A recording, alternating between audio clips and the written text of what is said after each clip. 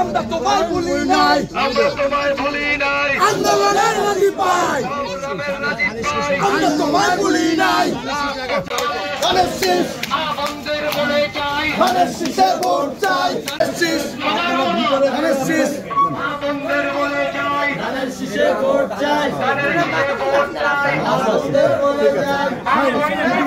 করলেন যে 4 আসনের বিষয়ে যে প্রশ্নটা করলেন সেটার বিষয়ে আমাদের বক্তব্যটা হলো স্পষ্ট। আমরা বিএনপিতে আপনি বললেন যে যোগ্য প্রার্থী নাই কিনা, বিএনপিতে যোগ্য প্রার্থীদের সংখ্যা এত বেশি যে এটা আসলে এই জন্য দলকে অনেক সময় অনেক বিড়ম্বনার শিকার হতে হয়। আমরা আসলে আমাদের বক্তব্যটা হলো এরকম যে আমাদের বিএনপির দর্শন রইল ব্যক্তির চেয়ে দল বড়, দলের চেয়ে দেশ বড়। আজকে দেশের প্রয়োজনে আমাদের নেতা জনাব তারেক রহমান, আমরা ওনার প্রতি পরিপূর্ণ আস্থা রেখেছি। উনি যাই কিছু সিদ্ধান্ত নেবেন সেটা দেশের স্বার্থের কথা চিন্তা করে নেবেন। নির্বাচন নিয়ে অনেক ষড়যন্ত্র হচ্ছে। আমাদের দীর্ঘদিনের আন্দোলন সংগ্রামে অনেক রাজনৈতিক দল আমাদের সাথে যুগপৎ আন্দোলনে ছিল, শরিক দল হিসেবে পাশে ছিল। তো তাদের অনেক ক্ষেত্রে তাদের মনের আশা পূরণ করার জন্য জাতীয় প্রয়োজনে তাদেরকে হয়তো বা সাথে রেখে বিভিন্নভাবে উনি চিন্তা করছেন। আমাদের দলের অবস্থান থেকে আমাদের একজন কর্মী হিসেবে আমাদের প্রত্যাশাটা হলো এরকম যে আমরা দলের চেয়ারম্যানের উপরে, আমাদের ভারপ্রাপ্ত চেয়ারম্যানের উপরে আমাদের দায়িত্ব ছেড়ে দিয়েছি। উনি আর ওনার প্রতি আমাদের অগাধ বিশ্বাস রয়েছে। উনি যেই সিদ্ধান্ত নেবেন সেটা দলের স্বার্থের চেয়ে ঊর্ধ্বে গিয়ে উনি দেশের স্বার্থ বিবেচনা করে উনি সিদ্ধান্তটা নেবেন। অতএব যেখানে দেশের স্বার্থর প্রায়োরিটি পাবে সেখানে দল তো নাই, আমাদের ব্যক্তি স্বার্থ তো এখানে কোনো আমাদের মানে কোনো সুযোগই আছে বলে অন্তত আমরা বিশ্বাস করতে চাই না। কারণ আমরা যারা জাতীয়তাবাদী দলের প্রত্যেকটা নেতাকর্মী শহীদ রাষ্ট্রপতি জিয়া রহমানের আদর্শের অনুসারী, খালেদা জিয়ার আপোষহীন মনোভাব, তারেক রহমানের দূরদর্শী নেতৃত্বের প্রতি আস্থাশীল। অতএব ওনারা দেশের জন্য যে সর্বোচ্চ ত্যাগ করার যে মানসিকতা রাখেন, আমরা আমাদের রাজনৈতিক দলের অবস্থান থেকে কর্মী হিসেবে আমরাও সেটাই চাই যে দেশের জন্য নিজেকে উৎসর্গ করার মতো যে আনন্দ, সেই আনন্দ আমরা অন্য কিছু ব্যক্তিগত সাফল্যের মধ্যে আমরা সেটা খুঁজে পাই না।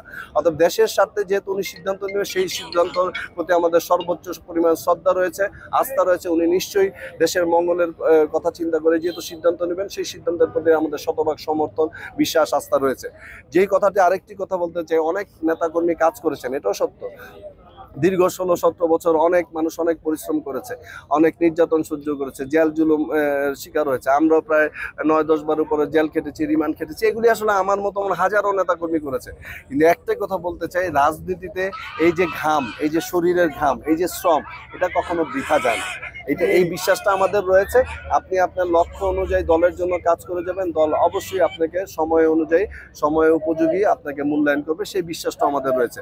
আর আমাদের সবচেয়ে বড় সার্থকতাটা হলো এইরকম যে আমাদের নেত্রী যে নির্যাতনের শিকার হয়েছেন, যে কষ্ট স্বীকার করেছেন, আমাদের নেতা যে এই 17 বছর ধরে দেশের বাইরে রয়েছেন, ওনার এই ত্যাগ নির্যাতনের কাছে আমাদের নির্যাতন বা নিপীড়ন কষ্টটা আমাদের কাছে অনেক ছোট মনে হয়, ছোট মনে হয়। তো এই জন্য ওনার প্রতি আমাদের আস্থা, বিশ্বাসটা এত বেশি পরিমাণে, উনি যে সিদ্ধান্ত নেবেন সেই সিদ্ধান্ত মেনে নেওয়ার জন্য আমরা উদ্গ্রীব হয়ে আছি। উনি যাকেই দিবেন, যেভাবেই বলবেন, সেভাবেই আমরা কাজ করবো। সেটার জন্য আমরা একদম মানসিকভাবে সমস্তভাবে প্রস্তুতি নিয়েছি।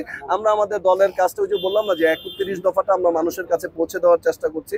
অনেকে অথবা 31 দফার বিভিন্ন বিষয়গুলি আছে, অনেকে হয়তোবা এটা খুব শর্ট প্যাটার্নে লেখা আছে, হয়তোবা অনেকে এটার বিশদভাবে এটা বুঝতে পারছে না। সেই জন্যই আমরা আসলে সেই মানুষের কাছে পৌঁছে দেওয়ার চেষ্টা করছি। আমাদের দল কি করতে চায়, আগামী দিনে রাষ্ট্র ক্ষমতায় যদি মানুষের ভোটে বিএনপি নির্বাচিত হয় কি করবে, সেটা আমরা মানুষের কাছে তুলে দিচ্ছি। ইনশাল্লাহ অভূতপূর্ব সাড়া পেয়েছে। আমরা অপেক্ষা আছি কবে নির্বাচন হবে, কবে মানুষ ভোট দিয়ে জাতীয়তাবাদী দলকে নির্বাচিত করবে, সেই প্রত্যাশাই যেমন আমাদের আছে এবং আমরা উদ্গ্রীব হয়ে আছি কবে ভোট দিব। এটাই আমাদের কাছে মূল লক্ষ্য।